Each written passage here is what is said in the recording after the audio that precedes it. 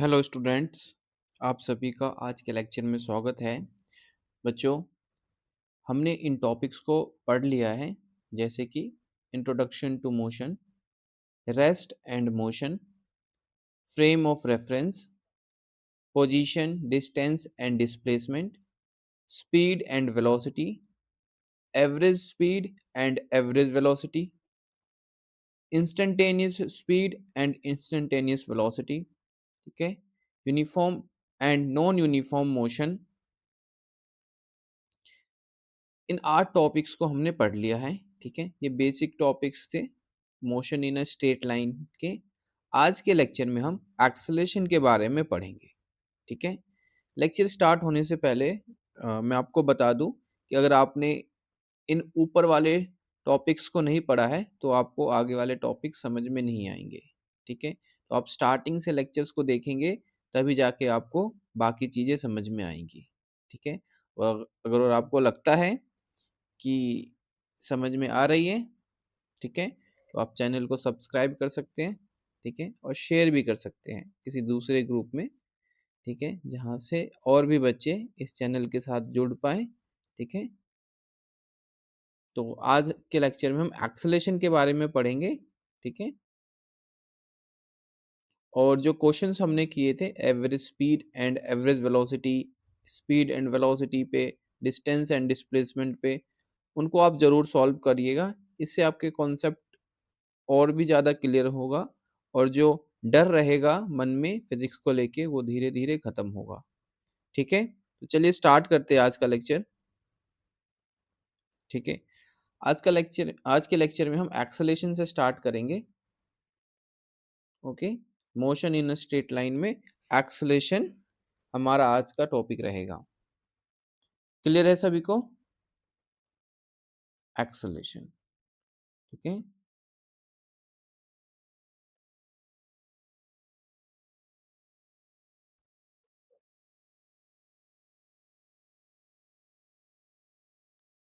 All right. तो acceleration physics का एक बहुत ही इंटरेस्टिंग कॉन्सेप्ट है। इसको सिंपल 4 पार्ट्स में ब्रेक करते हैं। जो पहला पार्ट होता है उसमें हम पढ़ते हैं कि असली मतलब क्या है उसका, ठीक है, इसका फॉर्मूला कैसे बना। फिर हम पढ़ेंगे यूनिट क्या है इसकी और यूनिट ऐसी क्यों होती है। फिर एक रियल लाइफ एग्जांपल के बारे में हम पढ़ेंगे, ठीक है। इसमें पूरा का पूरा जो टॉपिक एक्सेलरेशन है वो खत्म हो जाएगा, ओके। तो सबसे पहले हम समझते हैं कि जो एक्सेलरेशन है इसका मतलब क्या है, ठीक है। सिर्फ स्पीड का तेज होना एक्सेलरेशन नहीं होता, ध्यान से समझिएगा, ठीक है। आपने स्पीड, वेलोसिटी ये सब पहले ही पढ़ लिया है, ठीक है। अगर नहीं पढ़ा तो इसे पढ़ के आइएगा, ठीक है। तो एक्सेलरेशन पे हम बात कर रहे हैं। तो जैसा कि आप लोग जानते हैं कि सिर्फ स्पीड का तेज होना एक्सेलरेशन नहीं होता। फिजिक्स में इसका मतलब है वेलोसिटी का चेंज होना, ठीक है। मतलब वेलोसिटी का चेंज होना विद रिस्पेक्ट टू टाइम क्या होता है? एक्सेलरेशन। वेलोसिटी में भी दो चीजें होती है, ठीक है। वेलोसिटी में भी दो चीजें होती है।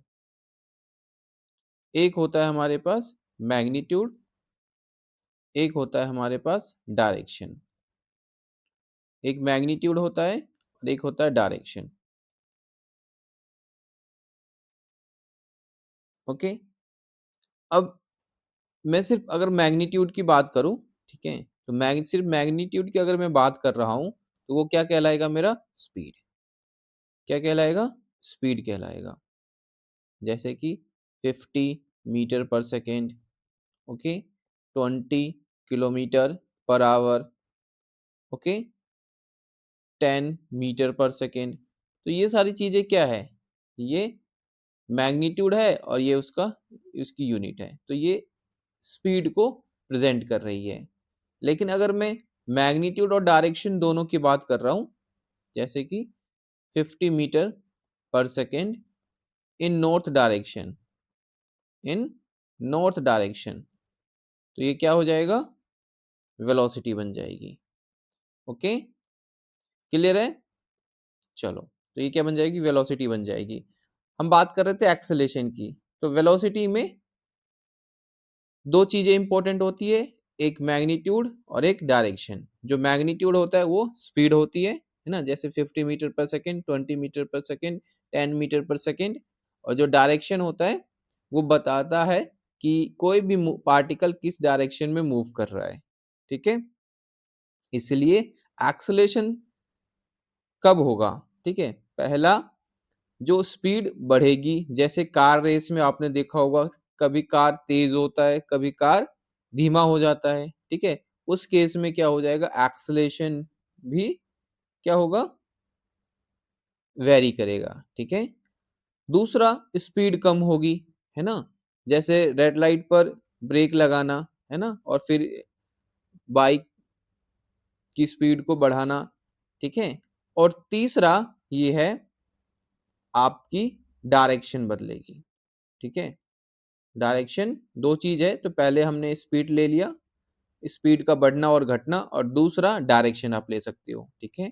तो डायरेक्शन जो है हमारे पास, वो भी क्या है, एक्सेलेरेशन पर इफेक्ट डालती है। तो आप कह सकते हो, जो अगर डायरेक्शन बदलेगी, ठीक है, जैसे बाइक को गोल चक्कर में अगर हम घुमाते हैं, ठीक है, बाइक को अगर हम गोल गोल घुमा रहे हैं, तो हर पॉइंट पे क्या हो रहा है, बाइक की डायरेक्शन क्या हो रही है, चेंज हो रही है। अगर किसी एक पर्टिकुलर पॉइंट पे हम बात करें, इस पॉइंट पे, तो इसकी डायरेक्शन ये होगी, इस पॉइंट पे बात करें तो इसकी डायरेक्शन ये होगी। तो अगर बाइक को राउंड घुमा रहे हैं हम, ठीक है, तो हर पॉइंट पे डायरेक्शन क्या हो रही है, चेंज हो रही है। तो हम क्या कहेंगे कि यहाँ पे, कि जो एक्सेलेरेशन है दो चीजों पे डिपेंड करती है, एक वेलोसिटी, ठीक है, और दूसरी उसकी डायरेक्शन पे। वेलोसिटी में भी दो चीज आ जाती है, मैग्नीट्यूड और डायरेक्शन, ठीक है। तो अगर आप इसको बोले तो आप कह सकते हो कि एक्सेलेरेशन डिपेंड्स ऑन किस पे, स्पीड पे, उसके अगर उसकी मैग्नीट्यूड चेंज हो रही है, मतलब वेलोसिटी की मैग्नीट्यूड और डायरेक्शन चेंज हो रही है, तो एक्सेलेरेशन पे भी इफेक्ट पड़ेगा। तो अगर मैं कहूँ कि एक्सेलेरेशन है क्या, ठीक है, तो आप कहोगे वेलोसिटी का चेंज होना एक्सेलेरेशन कहलाता है। तो एक्सेलेरेशन कब चेंज हो सकता है, जब वेलोसिटी चेंज होगी, है ना। अगर मैं कहूँ कभी वेलोसिटी कभी बढ़ा रहा हूँ, कभी घटा रहा हूँ, तो एक्सेलेरेशन भी क्या होगा, चेंज होगा। तो चेंज इन वेलोसिटी ही एक्सेलेरेशन होता है, आप इसको ध्यान रखिएगा। चेंज इन वेलोसिटी ही विद रिस्पेक्ट टू टाइम ही क्या होता है, एक्सेलेरेशन। अगर मैं डेफिनेशन लिखूं, ठीक है, तो चलिए नोट डाउन करिए इसको साथ साथ। If the velocity of the particle, if the velocity, if the velocity of a particle is changing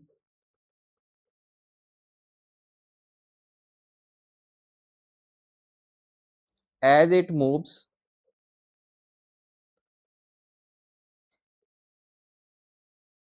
then it is said to be,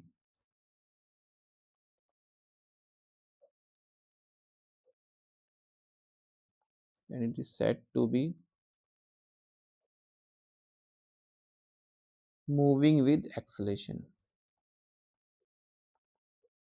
moving with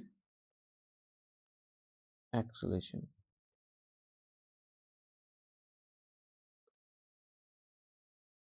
okay, आप ऐसे भी कह सकते हैं कि the acceleration measures how rapidly the velocity is changing. Okay, अगर मैं इसको ऐसे लिखूं, तो इसको आप ऐसे भी लिख सकते हैं, acceleration is acceleration is defined as,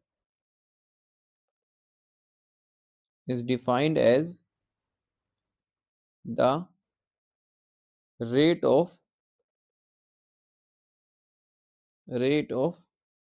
change of velocity, ठीक है।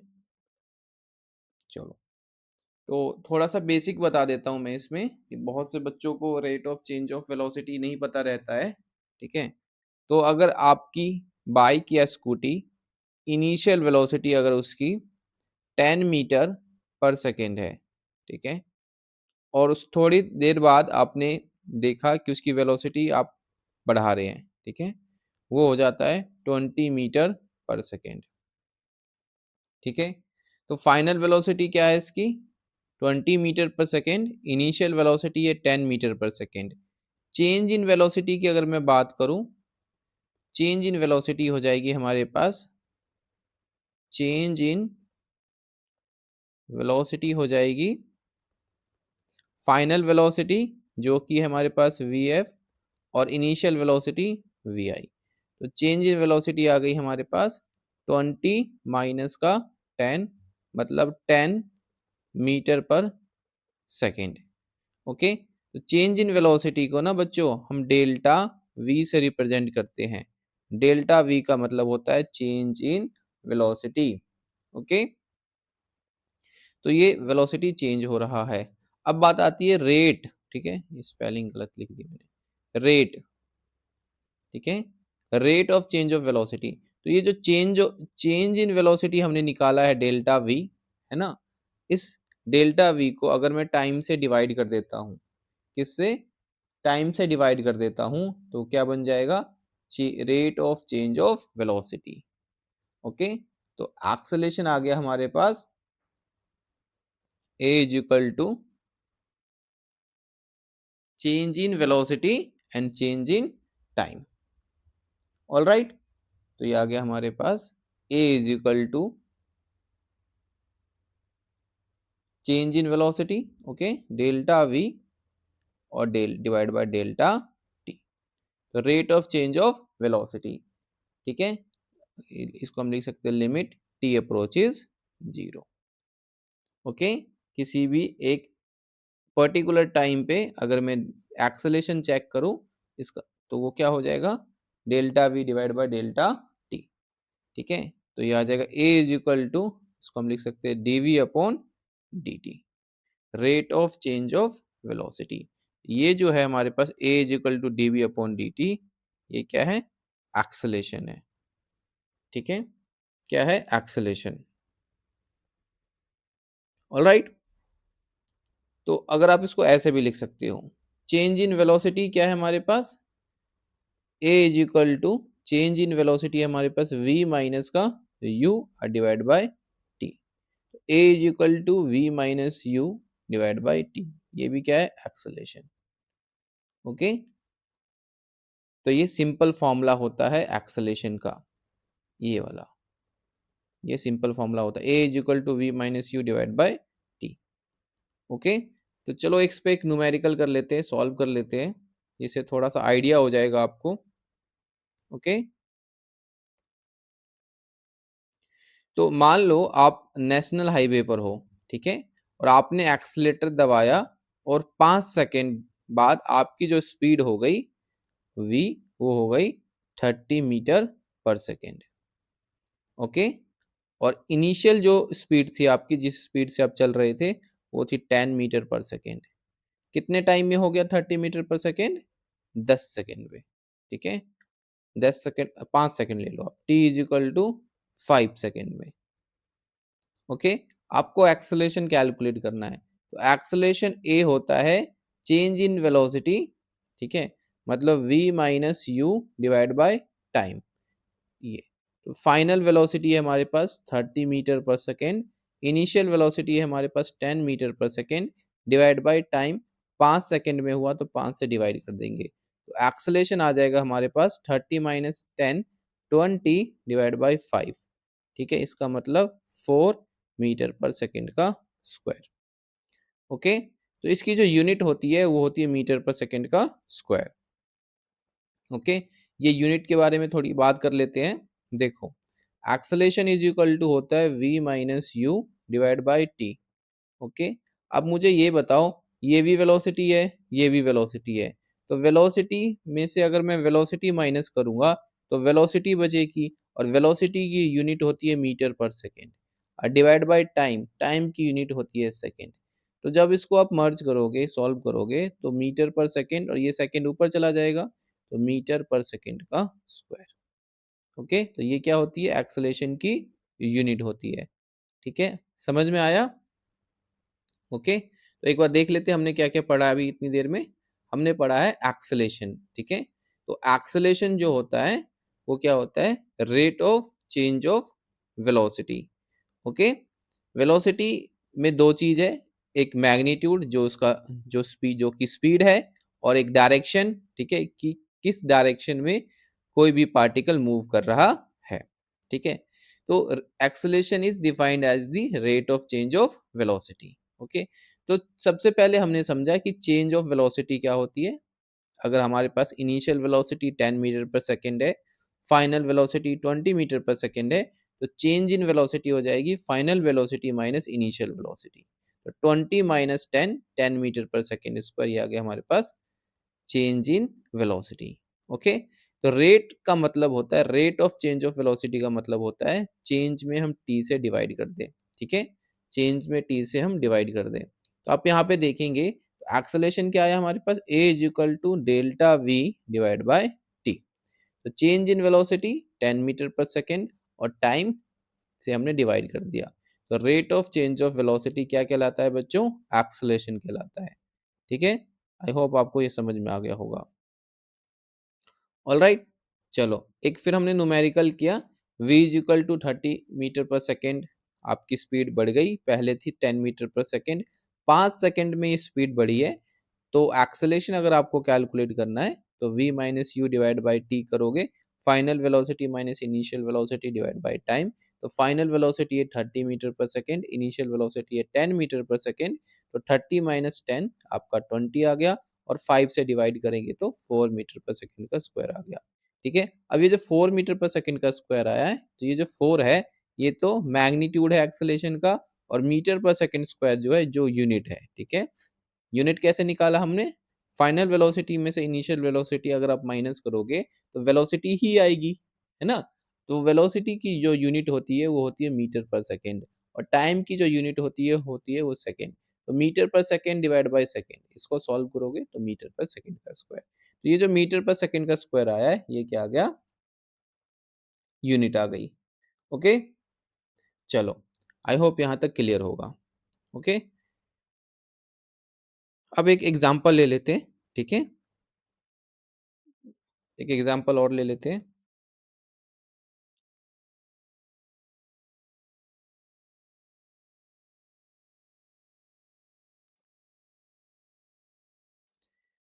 जब आप एक बॉल को छत से नीचे गिराते हो, ठीक है, तो आपने देखा ये आपकी छत है। ठीक है, इस छत से आपने इस बॉल को नीचे की तरफ गिराया। ठीक है, ऐसे एक बॉल को छत से नीचे की तरफ गिराया। ऑलराइट, जब आप एक बॉल को छत से नीचे की तरफ गिराते हो तो अर्थ की ग्रेविटी उसे उसको नीचे खींचती है। ठीक है, तो जो ग्रेविटी है उसे क्या करेगी? नीचे की तरफ खींचेगी, नीचे की तरफ खींचेगी। ओके, ये आपका छत आ गया, और ये आपका सरफेस। ओके, ये हमारा सरफेस हो गया।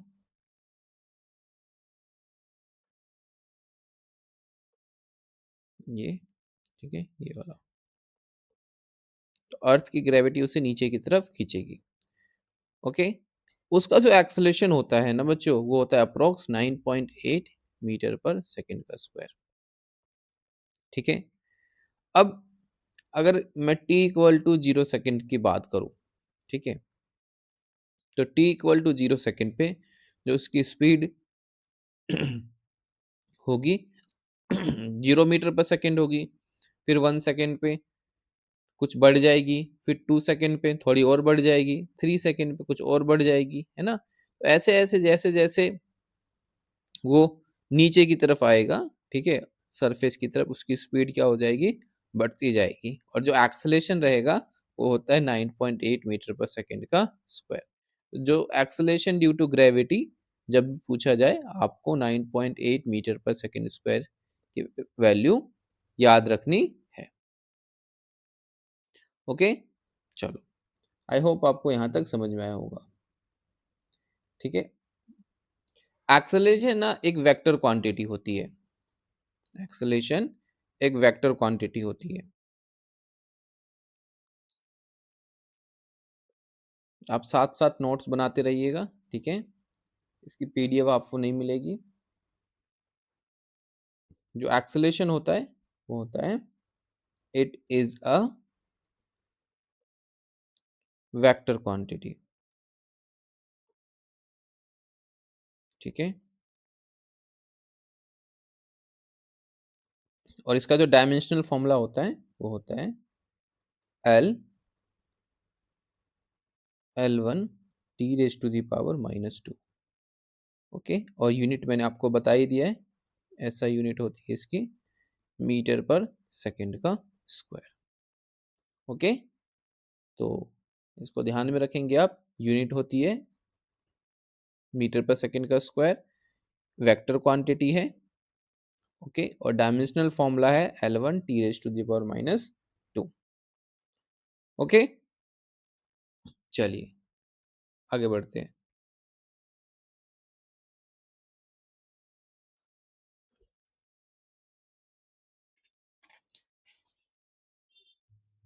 अब बात आती है इंस्टेंटेनियस वेलोसिटी की। ठीक है। अभी थोड़ी यहाँ पर मैंने जिक्र किया था, ये जो वेलोसिटी है हमारे पास इंस्टेंटेनियस वेलोसिटी है। ओके। ये वाली, इसी के बारे में थोड़ा और डिटेल में चर्चा करते हैं। Alright. Instantaneous velocity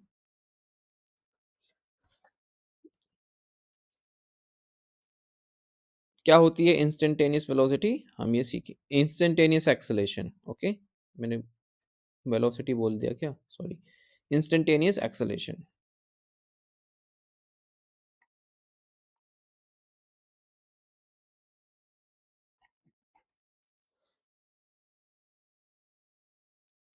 instantaneous acceleration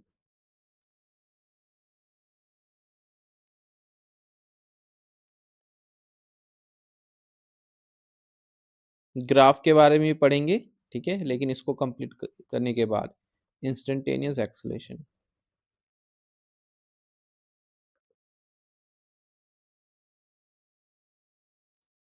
ठीक है। सोचिए, जब आप गाड़ी चला रहे हो, ठीक है, या फिर स्कूटी या फिर बाइक, कुछ भी, साइकिल, ठीक है, जब आप गाड़ी चला रहे हो तो उसका हर टाइम आपकी स्पीड क्या है, बदल रही है ना। अगर मैं अचानक से आपको रोक कर या फिर अगर आपको अचानक से टोक कर पूछता हूँ कि ठीक 12 बजकर 5 मिनट 2 सेकंड पर आपकी एक्सेलरेशन क्या है। ठीक है। तो उस एक माइक्रो सेकंड के एक्सेलरेशन को हम इंस्टेंटेनियस एक्सेलरेशन कहते हैं। ठीक है। इंस्टेंटेनियस एक्सेलरेशन उसे हम कहेंगे।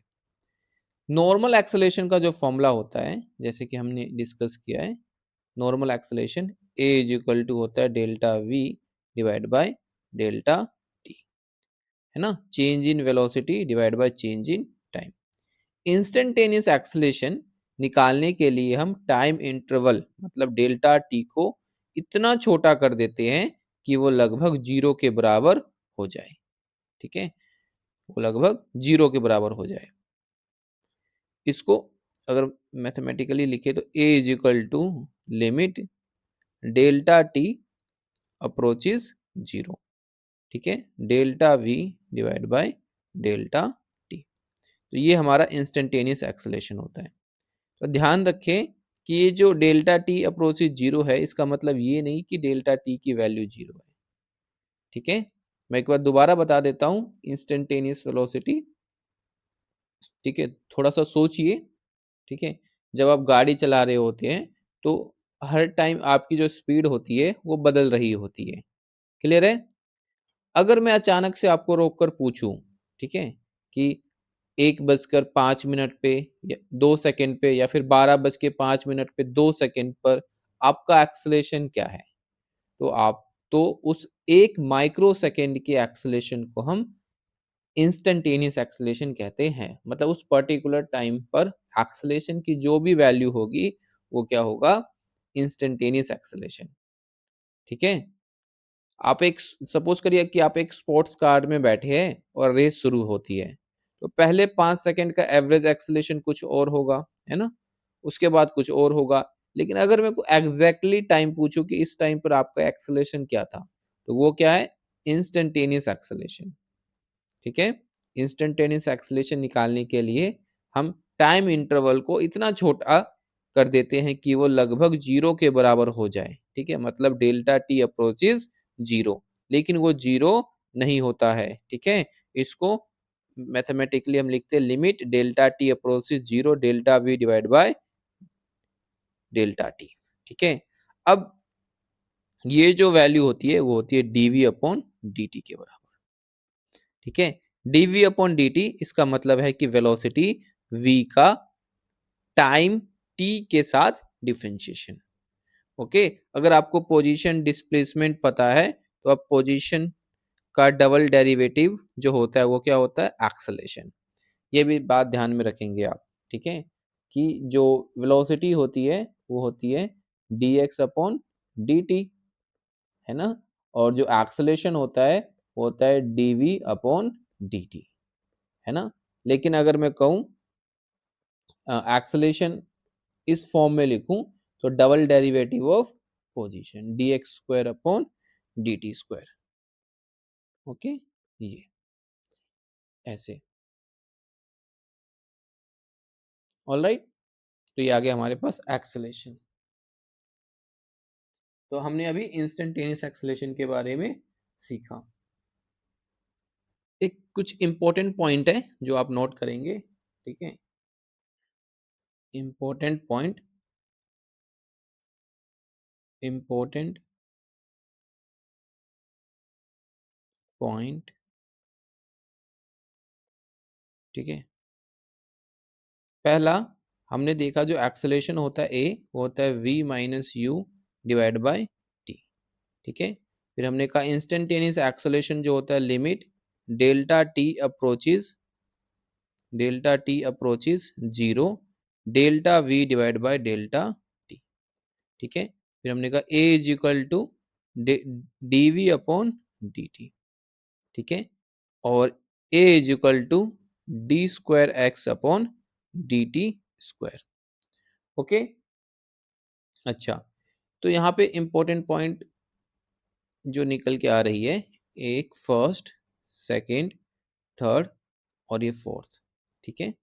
ये सब एक्सेलरेशन ही है, ठीक है? ये इंस्टेंटेनियस एक्सेलरेशन है, ओके? अच्छा, तो a इज इक्वल टू होता है हमारे पास dv अपॉन dt। इतना अभी तक आपको क्लियर हो गया होगा, ठीक है? और इसको मैंने कहा double derivative of position D square x upon d t square, okay? Clear है? तो अगर मैं कहूँ इस वाले को देखूं a is equal to dv upon dt, तो dv क्या हो जाएगा हमारे पास? dv हो जाएगा a dt, okay? All right. और a जो होता है हमारे पास वो होता है dv अपॉन dt, है ना? तो मैं इसको लिखता हूँ dv अपॉन ds और ds अपॉन dt, ठीक है? तो ये सेम है, इससे कोई फर्क नहीं पड़ेगा। तो एक्सेलरेशन क्या हो गया? देखो dv अपॉन ds, है ना? और ds अपॉन dt, ठीक है? या फिर आप x की फॉर्म में भी लिख सकते हो इसको ऐसे। तो dx अपॉन dt क्या हो गया? v, तो v into dv upon dx। ये मैं आपको बताना चाहता हूँ जो एक्सेलरेशन होता है v into D upon D x. All right, I hope यहाँ तक क्लियर होगा। क्लियर है सबको? चलिए, अब हम बात कर लेते हैं uniform and non uniform acceleration की, ठीक है? Uniform and non uniform acceleration की। हमने एक्सेलरेशन को देख लिया, एक्सेलरेशन में हमने देखा उसका फॉर्मूला इंस्टेंटेनियस एक्सेलरेशन, ठीक है? ओके, अब हम देख लेते हैं uniform and non uniform acceleration. Uniform and non uniform acceleration क्या होता है? ये करने के बाद हम इक्वेशंस ऑफ मोशन पढ़ेंगे, ओके? देन उसके बाद graphs, position time graph, velocity time graph, acceleration time graph, फिर हम रिलेटिव मोशन भी पढ़ेंगे, देन मोशन अंडर ग्रेविटी पढ़ेंगे, उसके बाद कुछ प्रॉब्लम है ना, कॉन्सेप्ट बेस्ड जो प्रॉब्लम्स होंगे उनको करेंगे। ऑल राइट, चलिए, आई होप आपको यहाँ तक समझ में आ रहा होगा। अगर यहाँ तक आप देख रहे हैं लेक्चर को, तो आप इसको शेयर करिए ग्रुप में दोस्तों के साथ, ठीक है, और भी लोगों को पता चले और भी लोग हमसे जुड़ पाए। क्लियर है? इतना तो आप कर दोगे, है ना? चलो, अब हम सीखेंगे uniform and non uniform acceleration. Clear है? चलो, अभी हमने एक्सेलेरेशन देखा, अब हम uniform and non uniform acceleration देखेंगे। तो टॉपिक डालेंगे uniform and non uniform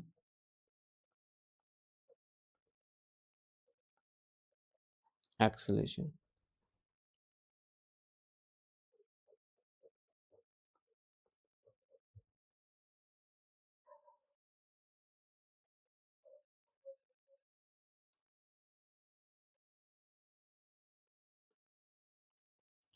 uniform and non uniform acceleration.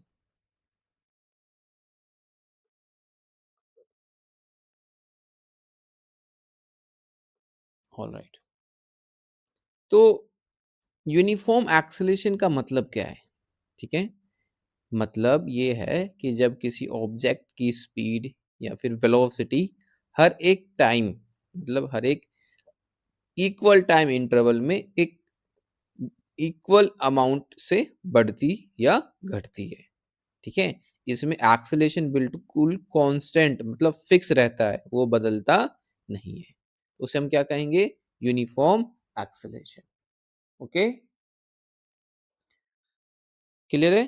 अगर आप नॉन यूनिफॉर्म एक्सेलेरेशन की बात करें, तो जब किसी ऑब्जेक्ट की स्पीड हर एक इक्वल, ठीक है, टाइम में या फिर अलग अलग अनइक्वल अमाउंट से बढ़ती या घटती है, ठीक है, तो हम उसे क्या कहेंगे? Non uniform acceleration. लिखेंगे यूनिफॉर्म एक्सेलेरेशन में, इफ द एवरेज एक्सेलेरेशन, ठीक है, if the average acceleration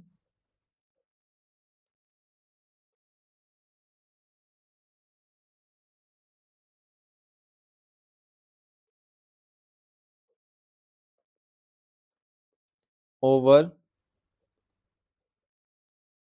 any time interval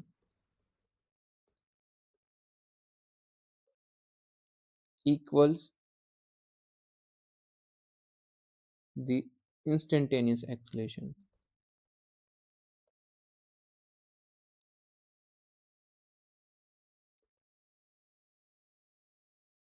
at any instant of time,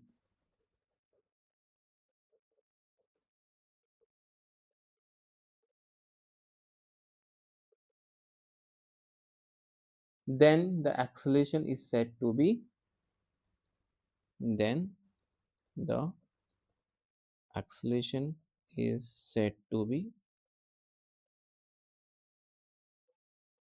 uniform acceleration. Okay, और ठीक इसका opposite non uniform acceleration. Okay, तो चलिए लिखिए नॉन यूनिफॉर्म एक्सेलेरेशन में, an object, an object is said to be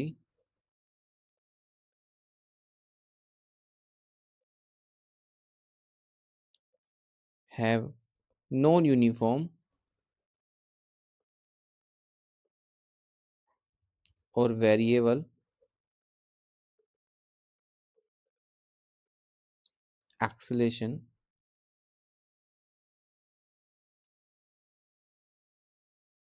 if its velocity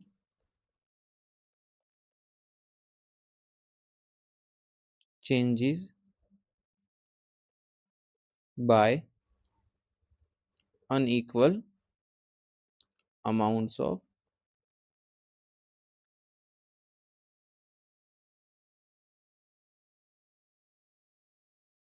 in equal intervals of time.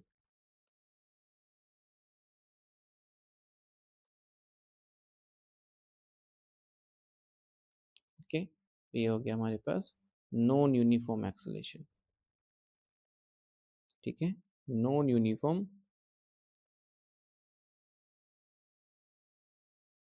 Acceleration.